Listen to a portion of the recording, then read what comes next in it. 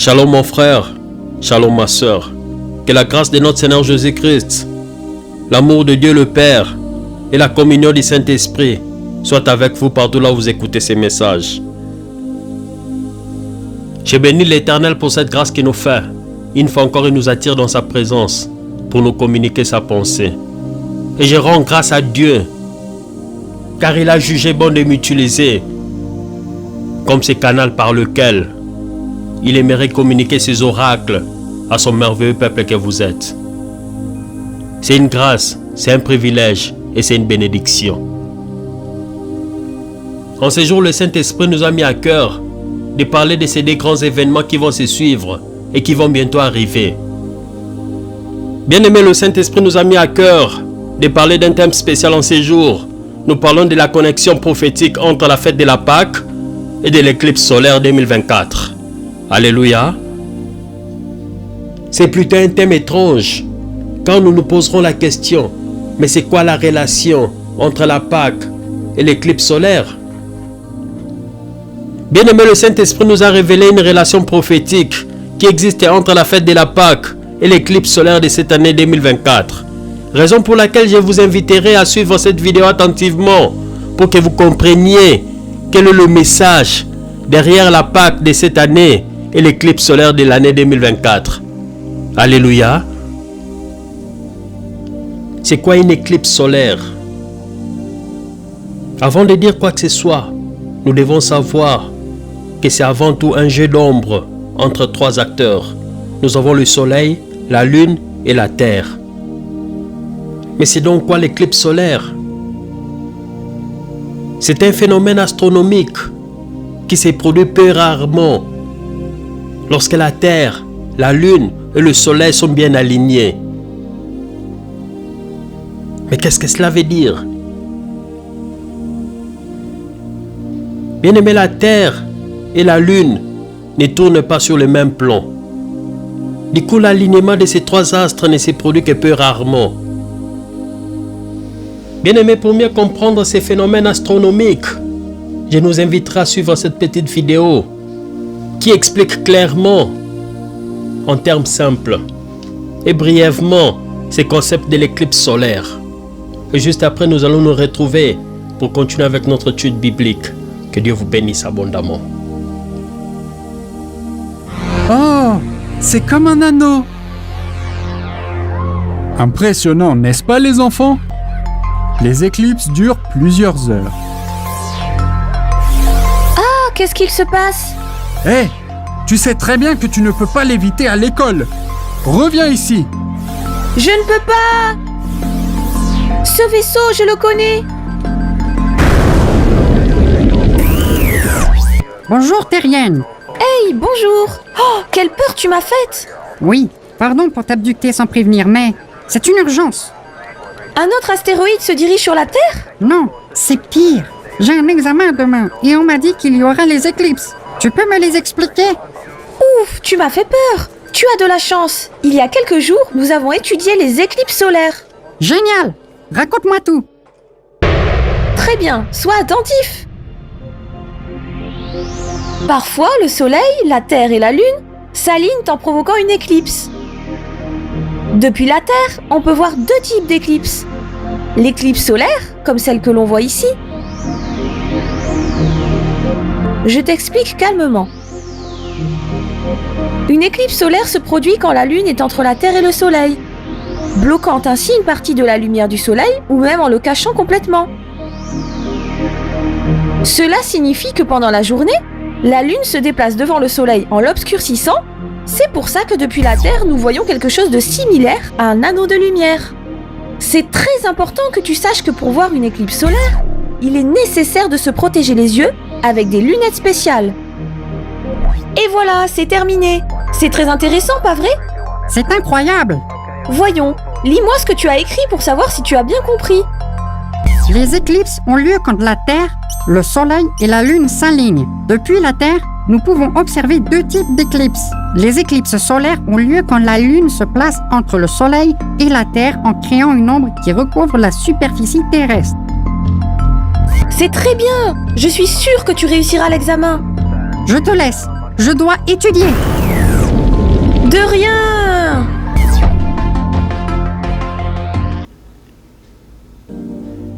Bien-aimés, après avoir suivi cette vidéo qui explique clairement ces phénomènes astronomiques qu'on appelle éclipses solaires, et lorsque nous parlerons plus tard de ces phénomènes, je présume que nous serons tous en mesure de comprendre de quoi il s'agit. Mais nous allons y revenir. Parlons plutôt de la fête de la Pâque, qui est aussi appelée la fête du dimanche de la résurrection. Elle est aussi appelée en anglais Easter. En araméen, en grec et en latin, elle est appelée Pacha. C'est une fête chrétienne commémorant la résurrection de Jésus-Christ d'entre les morts. Elle est dépeinte et décrite dans le Nouveau Testament dans les 4 évangiles. C'est une fête qui nous rappelle la souffrance et la crucifixion de notre Seigneur Jésus-Christ par les Romains au calvaire à l'entrée de notre ère. Il était enterré et il était ressuscité 3 jours après. Il est monté au ciel, là où il règne pour des siècles et des siècles, à la droite du Père. Alléluia. Mais nous savons tous que cette fête de la Pâque n'avait pas commencé avec Jésus, car ce même soir qu'il était arrêté, il était en train de célébrer cette fête de la Pâque. Jésus était assis avec ses disciples, buvant le fruit de la vigne et partageant le pain sans levain, pour commémorer cette fête de la Pâque. Mais c'est donc quoi l'origine de cette fête de la Pâque et qu'est-ce qu'elle signifiait dans l'Ancien Testament? Bien-aimés, nous trouvons l'histoire de la fête de la Pâque dans l'Ancien Testament. Nous sommes dans le livre d'Exode. Nous ferons la lecture au chapitre 12 et nous commencerons notre lecture à partir du verset 1 au verset 14. La Bible dit: L'Éternel dit à Moïse et à Aaron en Égypte: Ce mois-ci sera pour vous le premier des mois. Vous le considérez comme le premier des mois de l'année. Bien-aimé, l'Éternel est en train de dire à Moïse et à Aaron que je me prépare à faire quelque chose de fort et de puissant. Et cette chose que je me prépare à faire, elle va non seulement changer l'histoire du peuple juif, mais elle va aussi changer l'histoire de tout le peuple de la terre. Cette chose sera tellement forte et puissante que pour le calendrier juif, ce mois sera considéré comme le premier mois de l'année. Mais nous, malheureusement, nous utilisons le calendrier grégorien qui est le calendrier romain. Et cette année 2024, nous célébrons la fête de la Pâque le 31 mars. Bientôt là, nous commençons le mois d'avril qui est le 4e mois de l'année 2024. Mais selon le calendrier juif, lorsqu'ils célèbrent la Pâque, ou la Pacha, ou Easter en anglais, donc c'est comme qui dirait pour les juifs, ils sont au mois de janvier. Parce que quand ils célèbrent la fête de la Pâque, c'est le début de l'année, c'est le début de toute chose, car Dieu avait commencé quelque chose de grand et de puissant avec le peuple juif et aussi avec tous les peuples du monde entier. Alléluia. Continuons avec notre lecture. Nous sommes au verset 3, la Bible dit: Transmettez ces instructions à toute l'assemblée d'Israël. Le 10e jour de ces mois, on prendra un agneau pour chaque famille, un agneau pour chaque maison. Si la maison est trop peu nombreuse pour un agneau, on le partagera avec le plus proche voisin en fonction du nombre de personnes. Vous estimerez le nombre de personnes pour l'agneau d'après la part que chacun peut manger. Ce serait un agneau sans défaut, mâle, âgé d'1 an. Vous pourrez prendre un agneau ou un chevreau. Vous le garderez jusqu'au 14e jour de ces mois, où toute l'assemblée d'Israël le sacrifiera au coucher du soleil. Mon frère, ma soeur, rien n'est comme par hasard par rapport aux instructions que Dieu leur donnait. Dieu avait dit à Moïse et à Aaron: vous prendrez un agneau sans défaut, vous prendrez un agneau de sexe mâle, âgé d'1 an. Mais qu'est-ce cet agneau qui devait être sans défaut? Jean-Baptiste nous donne la réponse dans Jean chapitre 1 au verset 29. Il vit Jésus s'approcher de lui et dit: voici l'agneau de Dieu qui enlève le péché du monde. Jean-Baptiste est en train d'appeler Jésus qui s'approchait de lui: voici l'agneau de Dieu. C'est lui qui était l'agneau sans défaut qui devait être sacrifié.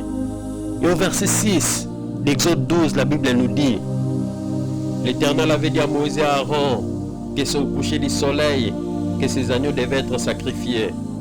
Et nous savons tous que c'est à la 3e heure du soir que notre Seigneur et Sauveur était crucifié à la croix, c'est exactement la même heure. C'est au coucher du soleil que Jésus avait rendu l'âme. C'est au coucher du soleil. C'était à la 3e heure du soir. Exactement à la même heure. Par rapport à l'histoire de la Pâque dans Exode chapitre 12. Alléluia. Continuons avec notre lecture. Nous sommes dans Exode chapitre 12. Nous allons lire le verset 7. La Bible dit: On prendra de son sang et on en mettra sur les deux poteaux et sur les linteaux de la porte des maisons où on le mangera. Bien-aimé, Dieu est en train de dire à Moïse et à Aaron que vous prendrez le sang de l'agneau et vous mettrez sur les deux poteaux qui représentent le bois horizontal de la croix et sur le linteau de la porte qui représente le bois vertical de la croix. Ils étaient en train de dessiner le signe de la croix avec le sang de l'agneau. Déjà, lorsqu'ils étaient encore en captivité en Égypte, lorsqu'ils étaient sous l'emprise du Pharaon, pour préfigurer ce que Jésus devait faire dans le futur pour nous sortir de la captivité du diable et Satan. Car bien aimés, nous devons tous savoir que la Pâque de l'Ancien Testament, la Pâque d'Exode chapitre 12, c'était lorsque Dieu avait sorti les enfants d'Israël de la captivité de l'Égypte, lorsqu'ils étaient assujettis par le Pharaon, qui était la préfiguration des choses à venir que Dieu devait accomplir avec Jésus-Christ dans le Nouveau Testament. Et la Pâque du Nouveau Testament, c'est lorsque Jésus a payé le prix à la croix pour nous sortir de la captivité du diable et Satan, pour nous sortir de la captivité du péché, afin que nous ayons le salut. Dans l'Ancien Testament, Dieu avait utilisé le sacrifice de plusieurs agneaux sans défaut pour sortir son peuple de l'esclavage et de l'emprise du Pharaon. Et dans le Nouveau Testament, Dieu avait utilisé le sacrifice de l'agneau par excellence, son Fils unique, qui n'avait jamais commis de péché, qui était irréprochable, qui était sans défaut. Il était mort à la croix pour la rémission du péché du monde, pour que nous soyons tous sauvés, pour enlever le péché du monde, afin que nous ayons le salut. Alléluia. Cette nuit, on mangera sa viande rôtie au feu. On en mangera avec des pains sans levain et des herbes amères. Vous ne les mangerez pas à moitié cuits et bouillis dans l'eau. Au contraire, il sera rôti au feu avec la tête, les pattes et l'intérieur. Vous n'en laisserez rien pour le matin. Si toutefois il en reste quelque chose le matin, vous le brûlerez au feu. Quand vous le mangerez, vous aurez une ceinture à la taille, vos sandales aux pieds et votre bâton à la main. Vous le mangerez rapidement. C'est la Pâque de l'Éternel. Cette nuit-là, je parcourrai l'Égypte et je tuerai tous les premiers-nés du pays, hommes ou animaux. Je mettrai ainsi à exécution mes jugements contre tous les dieux de l'Égypte, car je suis l'Éternel. Pour vous en revanche, le sang servira de signe sur les maisons où vous vous trouverez. Je verrai le sang et je passerai par-dessus vous. Il n'y aura pas de fléaux qui vous détruisent quand je frapperai l'Égypte. Et bien aimés, voici pourquoi est-ce que nous célébrons la fête de la Pâque en ces jours. Nous sommes au verset 14, la Bible dit: Vous rappellerez le souvenir de ces jours en les célébrant par une fête en l'honneur de l'Éternel. Cette célébration sera une prescription perpétuelle pour vous au fil des générations. Alléluia. Bien aimé, l'Éternel était en train de dire à Moïse et à Aaron qu'à cause de ce que je me prépare à faire, chaque année, vous célébrerez cette fête en l'honneur de l'Éternel. Et cette Pâque sera une prescription perpétuelle qui devait être célébrée au fil des générations. Alors que personne ne vous trompe, soit disant que ces fêtes-là appartiennent à l'Ancien Testament, ces fêtes-là n'ont plus d'importance, c'est passé. Bien aimé, la célébration de la fête de la Pâque est une prescription perpétuelle que Dieu avait donnée à Moïse et à Aaron, qui devait être célébrée au fil des générations, qui doit être célébré continuellement en l'honneur de l'Éternel. Les Juifs, lorsqu'ils célèbrent la Pâque, lorsqu'ils célèbrent Pacha, ils se souviennent de ce que Dieu avait fait en Égypte pour les sortir de l'esclavage du Pharaon. Et bien aimé, toi et moi, lorsque nous célébrons la fête de la Pâque, nous nous rappelons de ce que Jésus avait accompli à la croix pour toi et moi, car il nous avait accordé le salut. Et en ce qui concerne cette fête, c'est un commandement que l'Éternel nous avait donné au travers de Moïse et d'Aaron. Il avait dit, vous l'observerez comme une loi pour vous et pour vos enfants à perpétuité. Bien-aimés, nous sommes obligés et appelés à célébrer cette fête en l'honneur de l'Éternel jusqu'à la fin des temps, car c'est une loi à perpétuité. Alléluia. Mon frère, ma soeur, il est écrit dans Malachie chapitre 3 verset 6. Car je suis l'Éternel, je ne change pas. Il est le même hier, aujourd'hui et éternellement. En lui, il n'y a aucun changement, ni ombre de variation. Ce qu'il avait fait jadis, il le fait encore aujourd'hui, et il le fera dans le futur, car il ne change pas. L'Éternel avait frappé la terre de l'Égypte de 10 différents fléaux, parce que les Égyptiens et le Pharaon, ils étaient devenus orgueilleux. Ils se méconduisaient, ils faisaient du n'importe quoi. Ils étaient devenus cruels, ils adoraient des faux dieux. Et le Pharaon se prenait pour le Dieu de la terre. Par conséquent, l'Éternel Dieu Tout-Puissant, il avait frappé la terre de l'Égypte pour montrer qu'il reste le seul vrai Dieu, le Dieu Tout-Puissant. Bien aimé, c'est la même chose qui se passe dans notre génération d'aujourd'hui. Les hommes deviennent orgueilleux, ils vivent dans la débauche, dans l'immoralité sexuelle, dans l'homosexualité, dans la cruauté, dans la méchanceté, dans l'idolâtrie. Bien aimé, l'homme est devenu incontrôlable. Il remplace le bien par le mal. Ce qui était bien est devenu le mal, et ce qui était mal est devenu le bien. L'homme est devenu hors du contrôle. Regardons attentivement notre génération bien-aimée. Regardons ce qui se passe tout autour de nous. C'est grave. À cause du mal qui s'accroît chaque jour qui passe, à cause de la perversion, de l'idolâtrie, toutes ces mauvaises choses qui se passent sur notre terre d'aujourd'hui, le mal a atteint son paroxysme. Et Dieu frappe la terre, il frappe les méchants des différents fléaux, mais l'homme ne se répand pas. L'homme n'arrête pas ses mauvaises œuvres.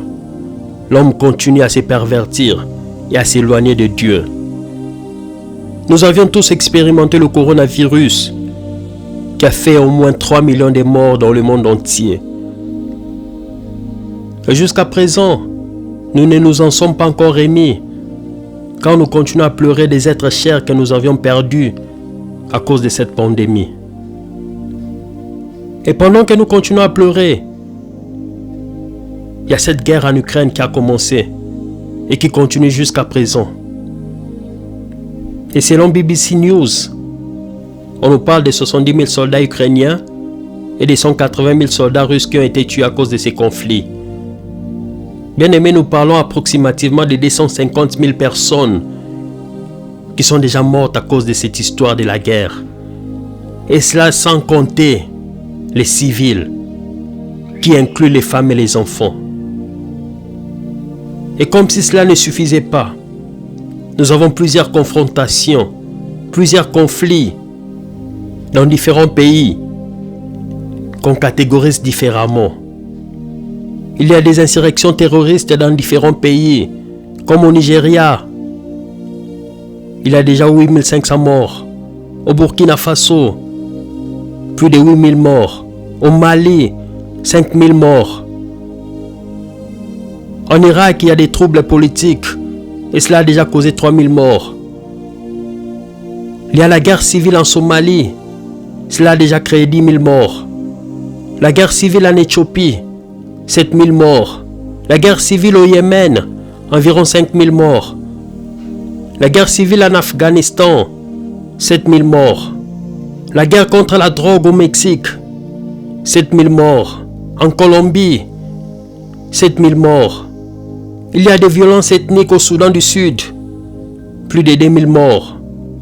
Des conflits sur les frontières en Inde. 2000 morts.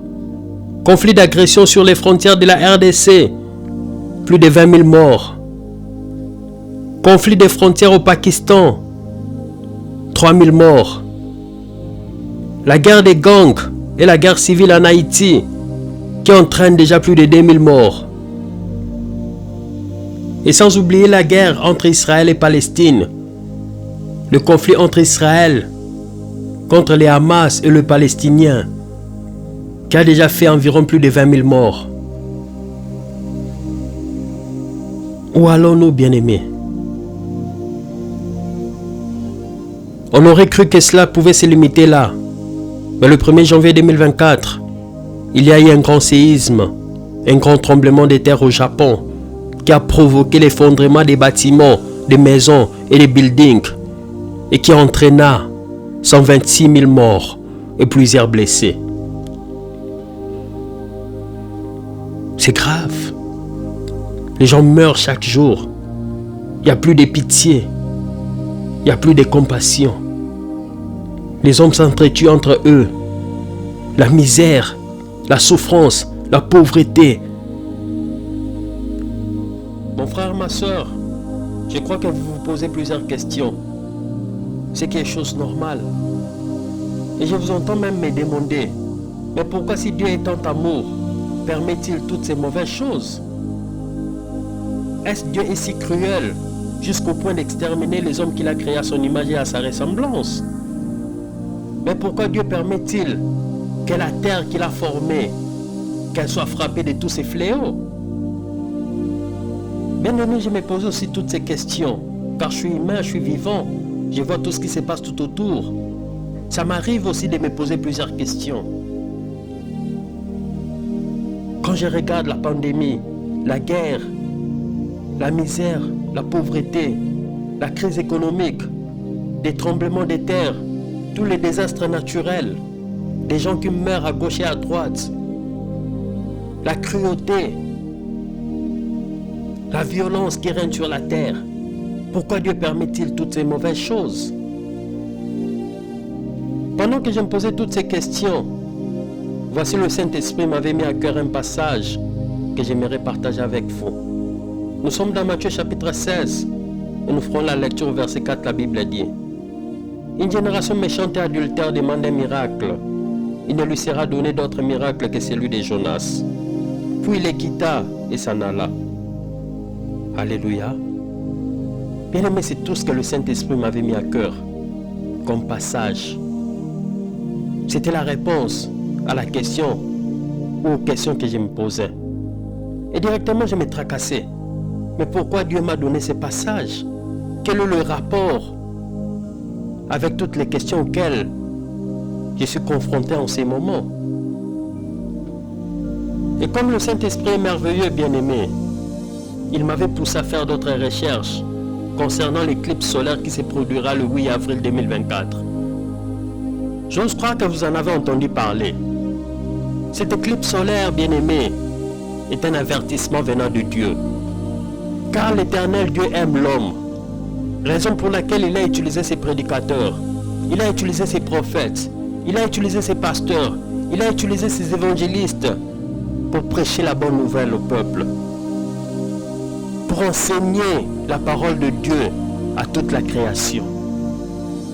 Mais les gens ne veulent pas se repentir. Ils ne veulent pas changer. Ils ne veulent pas abandonner leur mauvaise voie. Ils ne veulent pas abandonner leur méchanceté.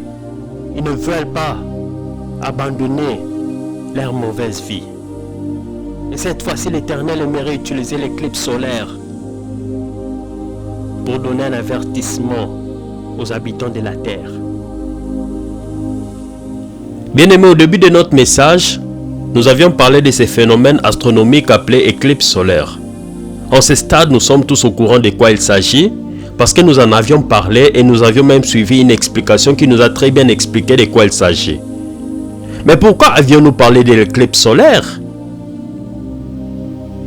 Bien-aimés, j'aimerais que vous me suiviez attentivement. Le mal a atteint son paroxysme. Et Dieu est prêt à frapper une fois de plus la terre des différents fléaux. Mais en même temps, il aimerait prévenir la terre que le monde puisse se convertir, que le monde puisse se repentir, raison pour laquelle il envoie ces phénomènes astronomiques appelés éclipses solaires. Poussé par le Saint-Esprit, j'ai commencé à faire des recherches sur l'éclipse solaire qui se passera le 8 avril 2024.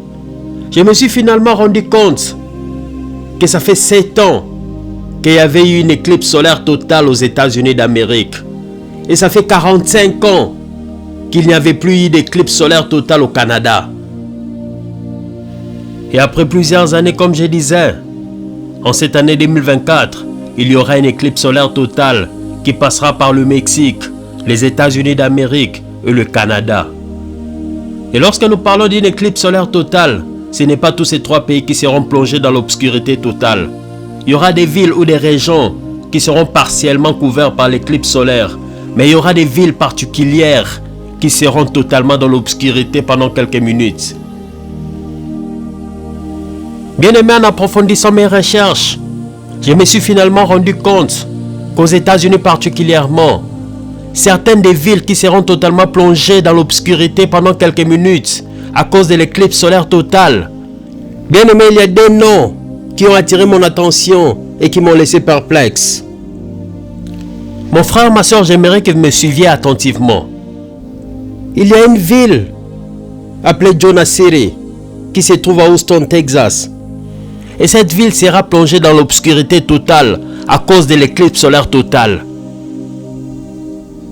Pourquoi cette ville est spéciale? Elle s'appelle Jonah. Jonah, c'est en anglais. Et en français, Jonah est traduit par Jonas. Et c'est pas comme par hasard que l'éclipse solaire passera par cette ville qui s'appelle Jonah. Et elle sera plongée dans l'obscurité pendant 1 minute 53 secondes, exactement à 13h36 minutes. Et curieusement, aux États-Unis, il y a 7 villes appelées Nineveh qui se trouvent dans différents états. Bien aimé, cette éclipse solaire est spéciale. Elle est particulière et elle est différente. Elle passera par 6 villes appelées Nineveh dans différents états. Elle commencera par Nineveh dans l'état de Texas. Elle passera à 13h42 minutes. Cette ville de Nineveh sera plongée dans l'obscurité totale pendant 2 minutes. Nous avons une autre ville appelée Nineveh dans l'état de Missouri. L'éclipse solaire passera à 13h56 minutes. Et c'est pendant 4 minutes que cette ville de Nineveh dans Missouri sera plongée dans l'obscurité totale. Et l'éclipse solaire continuera sa trajectoire. Elle continuera avec son parcours pour finalement atterrir dans une ville d'un état appelé Indiana. Exactement dans Indianapolis. Mais précisément dans une ville appelée Nineveh Township. L'éclipse solaire totale passera à 14h04 minutes et elle fera 1 minute. Cette éclipse solaire continuera sa trajectoire. Elle passera par Nineveh dans l'état d'Ohio, exactement à 15h15 minutes et elle fera 2 minutes. Elle passera aussi par Nineveh dans l'état de Pennsylvania à 15h18 minutes et elle fera 2 minutes. Pour finalement terminer dans la ville de Nineveh à New York, elle passera à 15h20 minutes et elle fera 2 minutes. Nineveh est traduit en français par Ninive. Donc la trajectoire de l'éclipse solaire totale commencera par Jonas City, qui est Jonas, pour finalement terminer dans la ville de Nineveh à New York, qui s'appelle Ninive.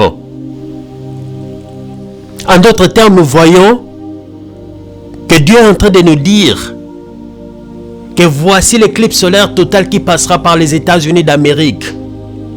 Elle passera par Jonas City pour aller atterrir à Ninive ou à Ninive. Dieu est en train de nous dire quelque chose. C'est un avertissement. Il est en train de dire Jonas va à Ninive. Mais qui était Jonas? Bien aimé, Jonas était un prophète de l'Ancien Testament que Dieu avait eu à utiliser. Dieu lui avait donné une mission pour aller prêcher l'évangile dans une ville appelée Ninive. Nous allons étudier cette histoire pour comprendre ce que l'Éternel aimerait nous dire dans cette génération particulière. Car il y a un message précis, il y a un avertissement. Et l'Éternel aimerait que nous soyons éveillés pour comprendre les temps dans lesquels nous vivons. Alléluia. Bien-aimés, nous sommes dans le livre de Jonas.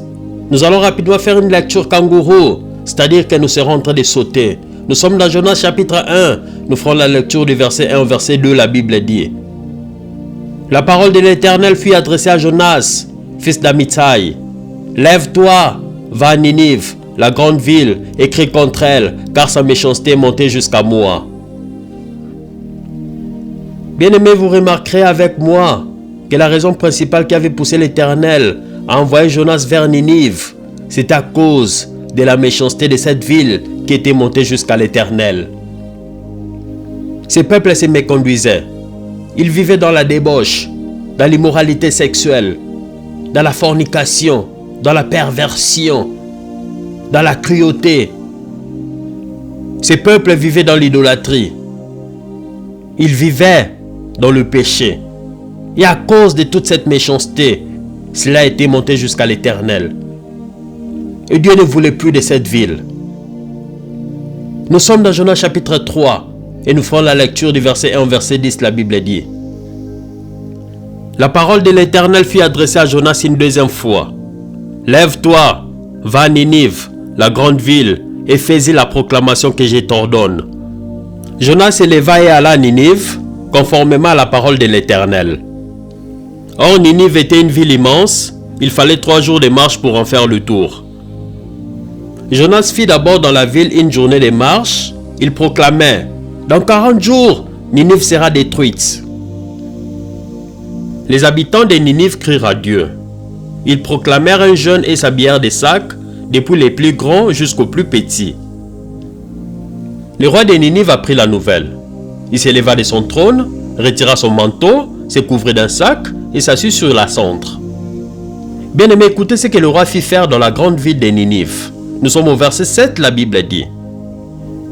Et il fit faire dans Ninive cette proclamation. Par ordre du roi et de ses grands, que les hommes et les bêtes, les bœufs et les brebis ne goûtent de rien, ne mangent pas et ne boivent pas d'eau. Que les hommes et les bêtes soient couverts de sacs, qu'ils crient à l'Éternel avec force et qu'ils renoncent tous à leur mauvaise conduite et aux actes de violence dont leurs mains sont coupables. Avec un cœur meurtri, rempli de regrets et de repentance, voici ce que le roi déclara au verset 9. Qui sait si Dieu ne se ravissera pas et ne reviendra pas sur sa décision, s'il ne renonce pas à son ardente colère, de sorte que nous ne mourions pas. Ils avaient jeûné et prié. Ils avaient renoncé à leur mauvaise conduite, à leur mauvaise vie, à leurs actes de violence dont leurs mains étaient coupables. Ils s'étaient sincèrement repentis. Ils s'étaient revêtus de sacs. Ils s'étaient assis sur la cendre. Ils s'étaient repentis de leur mauvaise voie et de leurs péchés. Ils avaient crié vers l'Éternel. Et voici ce que Dieu avait fait. Au verset 10, la Bible dit. Dieu vit ce qu'ils faisaient. Il vit qu'ils renonçaient à leur mauvaise conduite. Alors Dieu regretta le mal dont il les avait menacés et ne le fit pas. Alléluia. Bien-aimés, Dieu est bon. C'est un Dieu de grâce et de compassion. Il est lent à la colère et riche en bonté. Ce peuple de Ninive, il se méconduisait. Ils étaient méchants. Ils adoraient des faux dieux. Ils étaient cruels. Ils vivaient dans la perversion. Et lorsqu'il leur avait envoyé Jonas pour aller les prévenir de la destruction de leur ville, ce peuple s'était repenti. Du plus grand au plus petit, ils s'étaient sincèrement repentis. et à cause de la bonté de l'Éternel. Dieu leur avait épargné du malheur qui devait arriver à leur ville. Et lorsque nous regardons notre monde d'aujourd'hui, l'homosexualité, la débauche, la perversion, la méchanceté, la cruauté, le péché a atteint son paroxysme. Le mal est devenu le bien et le bien est devenu le mal.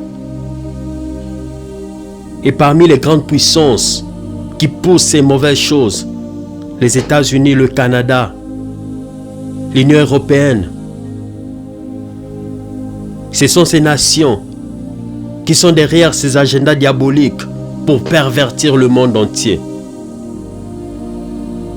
Et au travers de ces phénomènes astronomiques, l'Éternel donne un avertissement aux grandes puissances du monde. Vous, habitants de la terre, vous les grandes puissances, vous qui avez le pouvoir, organisez un jeûne, habillez-vous des sacs, cherchez l'Éternel du plus grand au plus petit, asseyez-vous sur la cendre, ne mangez rien et ne buvez rien, renoncez à vos mauvaises conduites, repentez-vous, changez vos voies, revenez à l'Éternel, abandonnez vos mauvaises voies, abandonnez le mal, renoncez à vos actes de violence dont vos mains sont coupables. Repentez-vous avant que cela ne soit trop tard, car l'épée de l'Éternel est prête à frapper. Le mal a atteint son paroxysme et cette méchanceté est arrivée jusqu'au trône de l'Éternel. Il est prêt à frapper. Mais nous savons que ce que les gens de Ninive avaient fait, car ce qui s'était passé à Ninive, tout le monde s'était repenti et c'est toute la nation qui était sauvée. Mais notre monde d'aujourd'hui ne se repentira pas. Ce n'est pas tout le monde qui reviendra à l'Éternel. Ce n'est pas tout le monde qui se repentira. Il y a beaucoup de têtus, de s'en-foutistes dans notre génération. Ce n'est pas tout le monde qui renoncera à ses mauvaises voies, à sa mauvaise vie, à ses actes de violence, dont ses mains sont coupables. Et à cause de cela, Dieu va frapper la terre de différents fléaux. Et comme cela a été le cas en Égypte, lorsque l'Éternel était en train d'exécuter son jugement en frappant la terre de l'Égypte de différents fléaux, c'est les Égyptiens qui étaient affectés. Mais les Juifs étaient sauvés à cause du sang des agneaux qu'ils avaient aspergés et appliqués sur les portes de leurs linteaux. Bien-aimés, c'est la même chose qui se passera. Lorsque la colère de Dieu sera en train de frapper la terre des différents fléaux, pour que tu sois épargné, pour que tu sois sauvé, applique le sang de Jésus-Christ sur toi, sur ta maison, sur ta famille, sur tes entreprises, afin que tu sois épargné. Mais ces châtiments et ces jugements frappera tous les méchants et toutes les personnes qui se méconduisent. Et bien aimé, toi qui écoutes ces messages, toi qui vis dans l'immoralité sexuelle, dans la fornication, dans l'impudicité, dans l'homosexualité, dans la cruauté, dans le mensonge, dans l'ivrognerie, dans la masturbation, dans la sorcellerie, peu importe ce que tu as fait. La Bible nous dit dans Apocalypse chapitre 3 verset 20, « Voici je me tiens à la porte et je frappe. Si quelqu'un entend ma voix et ouvre la porte, j'entrerai chez lui et je souperai avec lui et lui avec moi. » Et il est aussi écrit dans Romains chapitre 10 au verset 9, « Si tu confesses de ta bouche le Seigneur Jésus-Christ et si tu crois dans ton cœur que Dieu l'a ressuscité des morts, tu seras sauvé. » Bien-aimé, crois seulement dans ton cœur et confesse de ta bouche qu'il est Seigneur et Sauveur. Il te pardonnera de tous tes péchés et t'accordera le salut en ces jours. Il est compatissant, il est lent à la colère et riche en bonté. Mais répands-toi tout simplement de tes voies. Répands-toi de ta mauvaise vie. Arrête la mauvaise vie. Renonce à la vieille vie que tu menais. Et Dieu va te donner une nouvelle vie. Car la Bible nous dit aussi que toutes choses anciennes sont passées. Voici les choses nouvelles sont venues. Le temps est arrivé pour que tu commences une nouvelle page, une nouvelle vie avec le Seigneur. Et bien aimé, pour finir, pour conclure, en cette fête de la Pâque, nous sommes en train de commémorer la mort et la résurrection de notre Seigneur Jésus-Christ. Mais nous devons retenir que nous avons besoin du sang de l'agneau pour être épargnés de tout fléau qui frappera la terre. Car lorsque Dieu fera son jugement, ceux qui seront épargnés, c'est ceux qui sont en ordre avec Jésus-Christ. Ceux qui seront couverts du sang de l'agneau. Mais ce châtiment frappera tous les méchants. Alors bien-aimé, fais le bon choix. Choisis la bonne part et sois du bon côté. Shalom chez vous et que Dieu vous bénisse abondamment. Bonne fête de Pâques. Amen.